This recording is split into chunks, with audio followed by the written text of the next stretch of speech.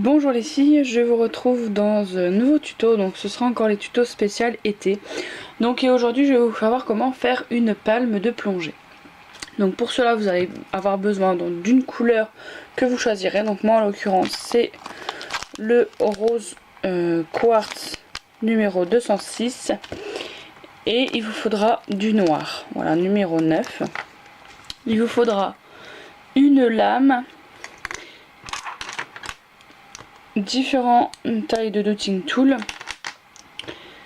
et puis c'est tout. Voilà, puis une lame dentelée comme ça pour soulever la palme, mais ça ce n'est pas obligatoire. Et un petit peu de fimo liquide, j'avais oublié.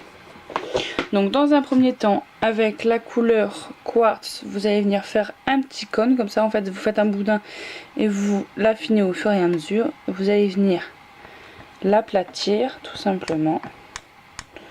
Donc vous pouvez vous aider également de la lame. Voilà, vous essayez de resserrer un petit peu vers l'arrière.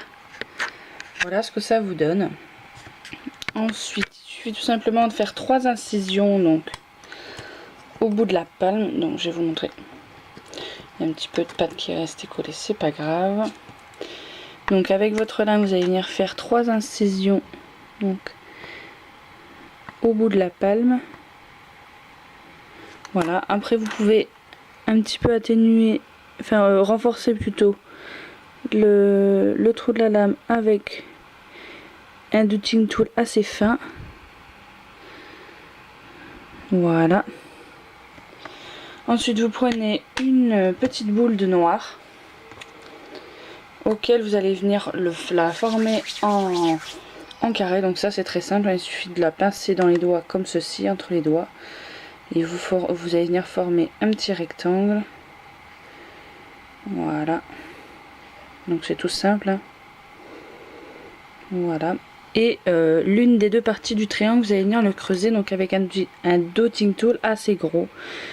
Donc voilà, vous venez faire un petit rond en fait, hein, vous venez creuser. Ce sera, on va dire, l'emplacement où on met le pied. Voilà, tout simplement. Ça vous donne ceci. Voilà. Et ensuite, il ne vous reste plus qu'à le coller sur la palme. Donc pour ce faire, je vous conseille de mettre un petit peu de fimo liquide, hein, ça servira de colle. Mais bon, ce n'est pas une obligation. Voilà. Et donc vous allez venir donc là positionner. Voilà, comme ceci. Voilà. Et on va venir former une petite sangle. Donc pour ce faire, vous reprenez un petit peu de noir. Vous allez venir former un fin boudin.